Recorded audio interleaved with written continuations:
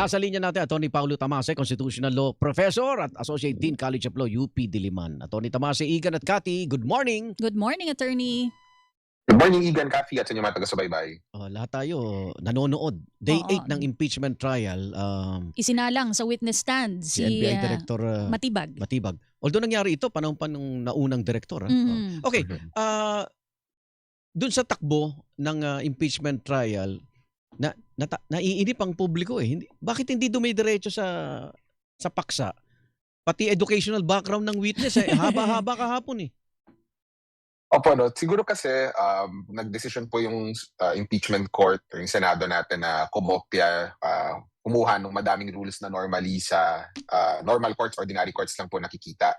So, as an example, yung educational background, importante po yan parang to establish yung competence, credibility ng testigo. Pero alam naman po kasi natin, and ito yung binabalanse natin na bagaman kinikilala natin na may due process dito sa proseso na ito, hindi naman siya dinisenyo para maging para sa ordinaryong korte. So tama ko kayo, Igan, no? I think may some parts dito na pwedeng pabilisin. To the credit nung Senado kahapon, clearly may effort na pabilisin yung proseso. Kahit yung depensa hindi ganoon kahigpit mag-object doon sa purposes yung sa simula. So tinitignan natin kung bibilis nga itong proseso. Today might be a good test kasi I think magpapatuloy yung cross-examination ng defense for today. Okay, may obserbasyon lang yung iba. Yung paglabas nung survey, yung trust rating, sa gitna ng impeachment trial. Pero napansin natin yung PEDSA. Yung PEDSA kasi nung survey isinagawa June 28, July 3 to 6, no? At ito ay day 1 kasi ng impeachment trial, yung July 6, which is wala naman talagang trial pa noon eh, di ba?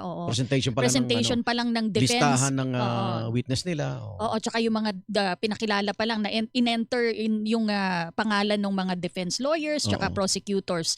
So ano po ang inyong basa dito, yung pagsabay ng resulta ng survey? Kasi nagamit sa impeachment trial, Atty. Tamase, sinabi yung na betrayal of public trust, ba't ang taas ng trust rating? Oo. Pakipaliwanag po sa amin kung may significance ba talaga ito sa public trust. Well, legally, pagdating po doon sa charges for impeachment, dapat wala po. Kasi ang betrayal of public trust po, hindi po ibig sabihin noon na walang tiwala. Ang ibig sabihin po is pinagtaksilan, no, yung tiwala. So, posible actually na pinagkakatiwalaan ng publiko sa eleksyon, sa halalan, even sa surveys, as reflected ng surveys, yung isang individual. Pero hindi po ibig sabihin noon na hindi po siya pwedeng managot sa ating saligang batas. So, kaya nga po binibigay yung decision on impeachment sa Senado at hindi sa publiko. No, hindi naman tayo pinapa-revote or recall yung official. Kasi kinikilala doon na pagdating sa ebidensya, minsan yung trabaho ng Senado at ng Kongreso ay maging guardian, parang tanod bayan para sa mamamayan. So hindi po ibig sabihin dahil mataas ang trust rating ay hindi po nag-betray ng public trust. Hindi siya kalasag sa pananagutan, di ba? Opo, hindi po. And I think pangalawang point po na I think na suggest ako ni Cathy na yung surveys po, dapat maingat din po yung pagtingin natin. Yes. Una, yung kailan po ginawa yung survey. Kung nangyari po to before yung impeachment trial, then ibig sabihin before po nag-start lumabas yung ebidensya. Kung nangyari din po siya at that particular time, madami pong events sa national scene na nangyayari. So for example, no, hindi po ako political analyst but kung tinatry lang i-triangulate, yung nagka-issue po yun sa Ateneo, no, parang baka may effect po yun kahit paano kasi napansin lang ng observers na ang taas ng regionalismo na naman. And yung malalaki na swings doon sa numbers nang galing actually from Visayas, Mindanao, or parang nag-hold sila. Yung pangatlo po siguro na punto doon ay yung 2% na increase, pasok po siya doon sa margin of error nung survey, which means na baka consistent lang po from March to July. So ang dami pong pwedeng factors na ganoon. Kinikilala natin na important yung surveys kasi ability din siya nung Senado na magkaroon ng grasp kung naiintindihan ba ng mamamayan yung mga issue, kumusta yung pakiramdam nila sa mga opisyal. Pero hindi po yung excuse sa impeachment kasi iba po yung issue na pinag-uusapan doon. Kasi may lumabas din na survey, 75% ang gusto ng tao personal na pumunta si VP Sara Duterte sa impeachment court. Oo, ito yung bago mag-umpisa yung impeachment trial. So kung talagang gagamitin ng mga survey to kahit papaano magkaroon ng public opinion against o favor ng impeachment trial, di ba? Parang hindi yata. Siguro guide na lang, attorney, dapat. So, kailangan maingat lang po tayo. Hindi po natin sinasabi na hindi dapat mag-survey or hindi sila dapat ilabas. Sinasabi lang na dapat masusi yung pagtingin natin sa kanila. So, ma-add ko lang ng mabilis. Hindi nga, hindi nga po ibig sabihin na may public trust or mayroong public confidence kay VP Sara ay ayaw na siyang paharapin ng mga tao na yon. So two things can be true at the same time na Yes. Okay. gusto ng mamamayan na humarap siya, at the same time pinagkakatiwalaan pa nila habang hindi pa lumalabas yung ebidensya. So yun lang yung kailangan natin ingatan. Okay. Okay, Dito kahapon, dito sa punto naman ng iba, nakikita ko kasi yung mga reaksyon ng publiko, depende kung kanino nakaalyado. Dun sa mga ano ba role ng senator judge? Kasi hindi kasi 'di ba dapat kina-clarify lang nila yung usapan ng defense of prosecution. kaya clarificatory Oo, questions pero- di ba? Pero kahapon po habang nasa witness stand si NBI Director Melvin Matibag, ang obserbasyon parang na-cross-examine na siya nung senator senator. judge imbis na ito'y papel ng defense panel. Tama ho, no? And I think maganda natin tignan kung ano yung past experience ng impeachment. So ang usual na hinahalin tulad dito is yung pagtatanong ni Senator Miriam Defensor Santiago na present in both the ERAP and the Corona impeachment. So sinasabi doon na matapang din naman si Senator Miriam, bakit walang nagrereklamo nung time na iyon. So respectfully, magkaiba po yung type of questioning. Yes, No? totoo. Noong panahon po na iyon, nag-judge po kasi si Senator Miriam. So ang tanong po usually ng judge pag clarificatory ay kung meron lang hindi malinaw doon sa testigo Opo. or hindi malinaw doon sa testimonya. So hindi niya goal na ipitin yung testimonya ng testigo. Oo. At trabaho po yun nung abogado Defense. ng kabilang panig, Mm-mm. ng Oo. defense po in this case. Mm-mm. Oo. So, yung usual po na questions around that time, no, ang tatanong po is open-ended. For example, anong nangyari? Ganito ba talaga yung nangyari? Hindi po yes or no, no? Ginawa mo ba to? Yes or no? Kasi pag ganun po yung pagtatanong, yung second type na ginamit ko, yan po yung sinasabi natin na leading questions, usually pag sa defense, parang may sinasuggest na po na tanong sa punto na iyon. Mm. So, kailangan lang po, mahalaga po na neutral yung pagtatanong ng judges na pasok po siya sa saklaw ng issue at na-concern lamang po siya dun sa ebidensya. Kasi pag lumabas na po doon, so respectfully po, no, nagkaroon po ng isang senator judge a few days ago yata or kahapon na tinanong na tungkol dun sa impeachment kay President Marcos. Hindi na po related yun. Mhm. No? So bukod sa napapahaba yung trial, ang additional po na effect nun ay napapaisip tuloy yung mamamayan na kaya ba nito maging patas na huwes? No? Or kaya ba niya maging patas na senador? Oo. Or meron na ba siyang ibang agenda na tinitignan na mas malaki?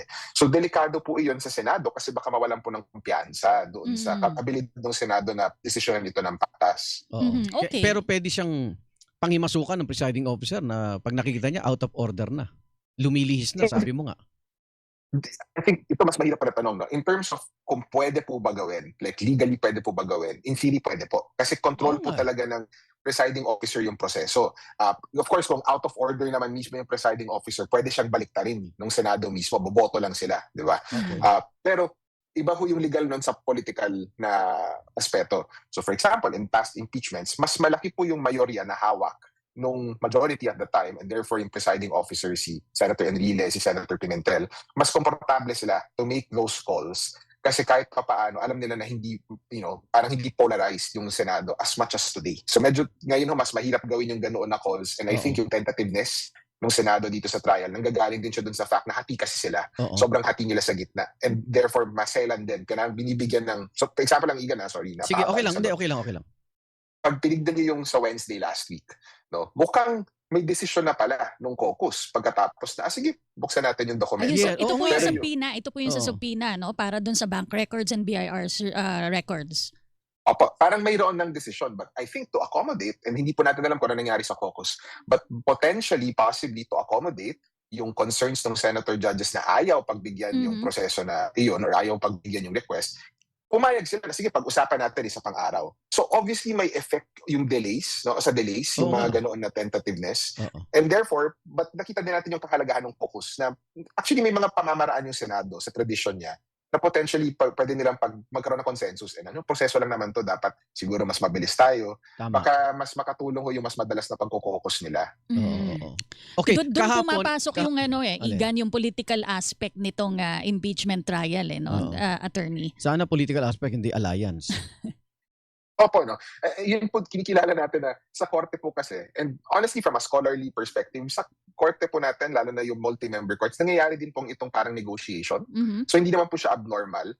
But yung pagpayag po natin ng politika sa proseso na ito, hindi po ibig sabihin ng pagpayag nung bias na walang basehan. Mhm. And yun po yung iniiwasan natin. Hindi po natin in-expect na dahil naging senator judges at nag-robe yung mga senators natin, ay parang magiging perfectly wala na silang political affiliation, wala na silang political alliance. Oo, oo. Pero pag tinignan natin yung kasaysayan natin sa impeachment, may expectation tayo kahit papaano na ikokontrol nila yung tendencies na yun, lalo na pag nasa harap na sila, nung nasa trial na sila. Kasi nanonood po yung buong bayan at Oo. nanghuhusga din yung bayan doon sa Senado. Kahapon kausap namin yung past president ng Integrated Bar of the Philippines, si Attorney Pido. Sabi niya, simple lang daw ang impeachment trial.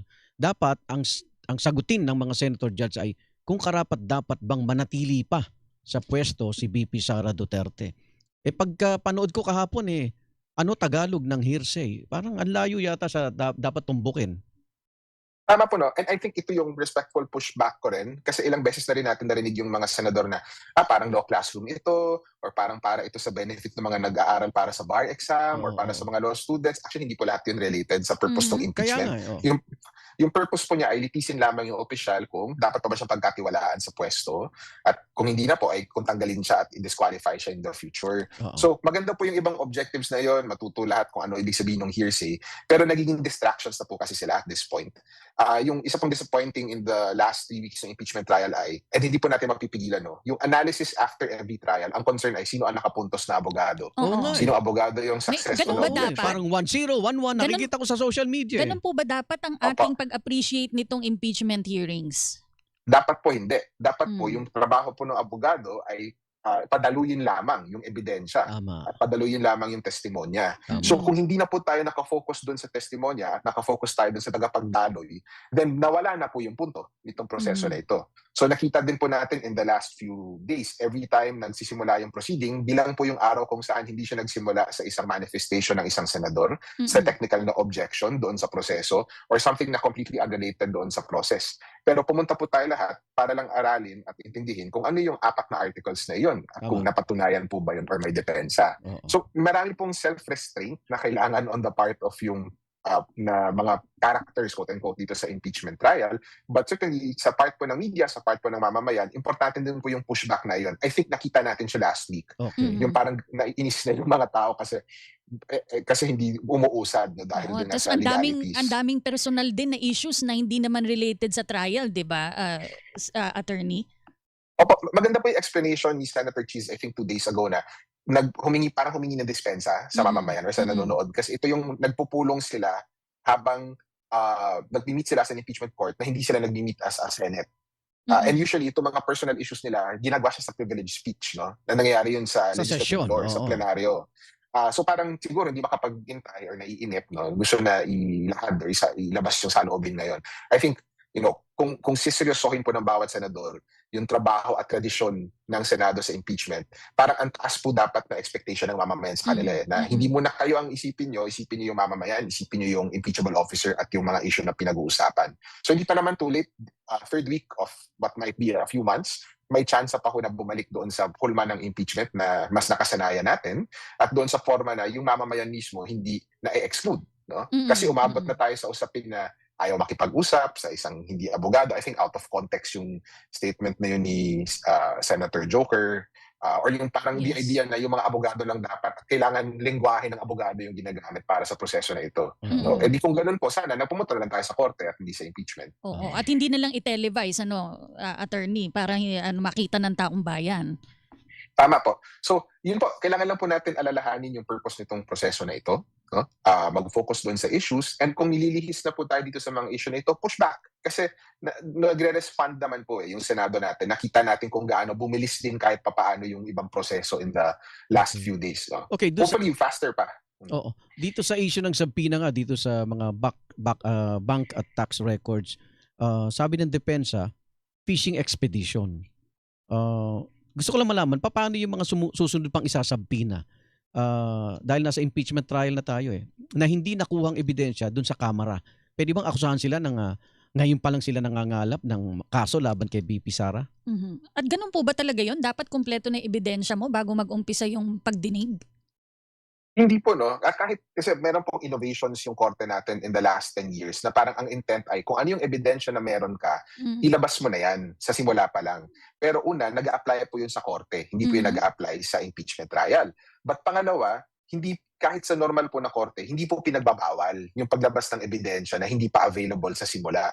Kasi po kinikilala natin na precisely may proseso tayo gaya ng subpoena, no? Yung kilala na po natin lahat. May iba pong proseso hindi pa natin napag-usapan, yung discovery ang tawag, na precisely ginagamit yung proseso na iyon upang magpalabas ng ebidensya na hindi pa available nung nagsimula yung kaso. So as long as ang test lang po, simple lang, relevant po ba at definite, no? Definiteness. So may kinalaman po ba dun sa kaso at hindi naman po ba sobrang lawak nung saklaw nung hinihingi yung dokumento. Yung attitude po ng mga nakaraang impeachment trial, trial ni CJ Corona, trial ni Pangulong Erap ay mas maluwag doon sa ebidensya. Kasi precisely nakita natin nung time ni Pangulong Erap kung ano yung nangyayari kapag hindi tayo pumapayag na ilahad yung ebidensya. No, nagagalit yung mamamayan. Yes, oo. So, yun po yung paalala lagi sa Senado na meron kayong practice, meron kayong tradisyon ukol doon sa willingness nyo na magpakita ng ebidensya. In fact, pag sa time na ni VP Sara, siya naman na magpapakita, ganun din yung attitude dapat towards sa subpoena requests nila. Oo. As long as relevant and material and definite yung request nila, then dapat siya i-grant. Ayun. So medyo napatagal yung usapan ng impeachment court doon. I think medyo simple actually yung issue. Pero at least, hopefully in the future, mas malinaw kung ano yung ground rules nila in case meron pang future requests. Okay. Alright.